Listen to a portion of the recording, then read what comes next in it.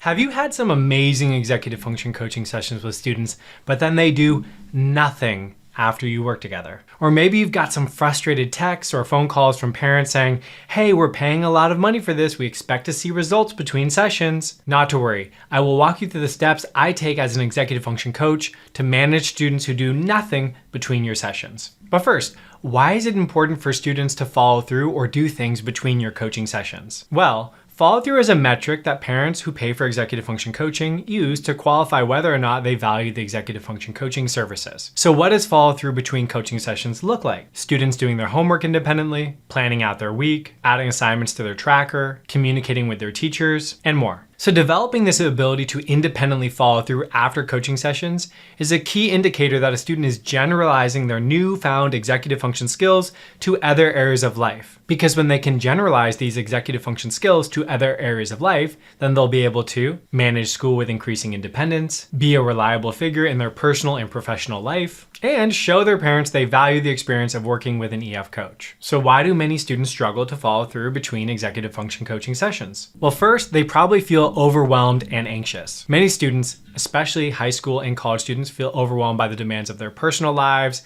extracurriculars, sports, and so on. This can make it difficult for them to initiate any tasks at all. Now, if students feel so overwhelmed that even after you put into practice some of these strategies I'll share, they still can't initiate tasks, it may be best for them to work with a therapist or work with a therapist in conjunction with an executive function coach. Another reason students will do nothing between executive function coaching sessions is a lack of accountability at school or home. So for example, maybe they do things in coaching sessions, but at home they do nothing. This might be because there's no routine structures or accountability built in at home, such as before school, after school, evening homework routines, and more. Now, if they're not being held accountable at school, it might be because they don't have the right supports in place, maybe the services they're being offered aren't appropriate, or something else. For these reasons, I strongly recommend you look into the family team meeting approach, which is an approach where you work with either the school or the home team to make sure everybody's on the same page and you're working towards the same goals. And the last big reason that students may not follow through between sessions is because of misconceptions about executive function coaching. Many people come to executive function coaching with the idea that somehow we are going to fix their students.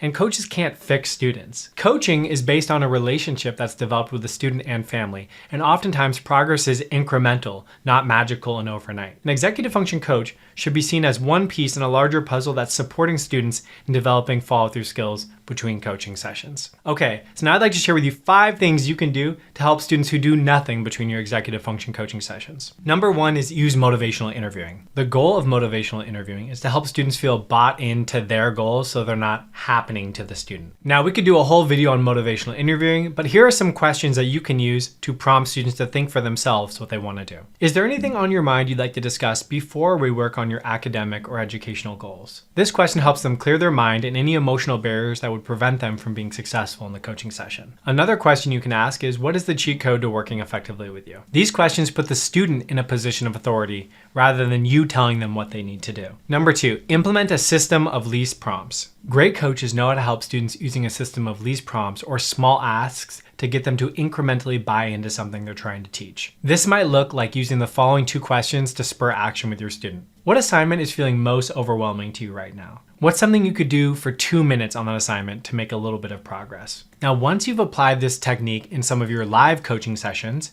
start to use it between sessions through text messaging to watch it work wonders. Now, here's a pro tip. Never have students commit to more than one thing between coaching sessions.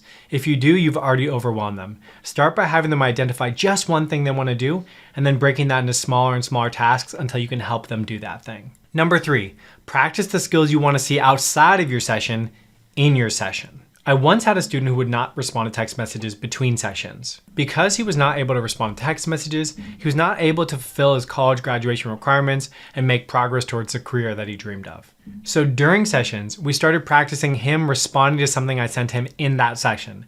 And as he got more comfortable with that process, he was able to follow through on things outside of the sessions. Now, he got so comfortable and skilled at this practice, he was able to follow through with prospective employers and eventually get a job in his field of choice. So, during your sessions, practice those behaviors you want to see outside of the session during the session, no matter how small or trivial they might seem. Number 4, create a system of proofability. A way you can do this is to create some type of shared accountability system that students, parents, and coaches can see.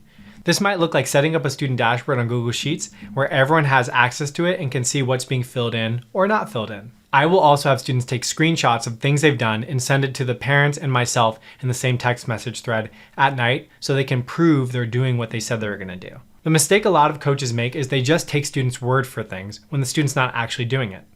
So creating that accountability also teaches students to do what I call closing the loop, or making sure they're communicating the completion of things with their accountability partners, parents, or teachers. This skill can also be used in the future when they're an employee or a business owner and need to close the loop on projects. Number 5, focus on the micro wins. Before any parent signs up for executive function coaching, I ask them this one question. Can you commit to following the golden rule of executive function coaching? What's that, they say. I say that we focus on progress, not perfection. If they say no, I decline them as clients because the coaching process will not work in that case. So when attempting to inspire work between sessions, always focus on the smallest incremental step they can take to make some forward momentum or progress. This could be as simple as replying to a text message or sharing a photo of what they're working on in that moment. In summary, those are my top tips for helping students who do nothing between your executive function coaching sessions.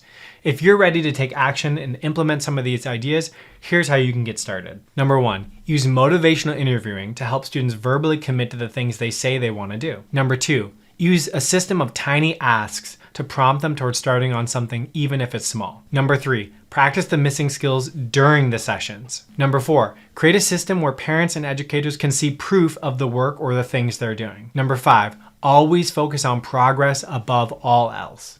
I hope this helps and you got some value from this video. I'll see you in the next one.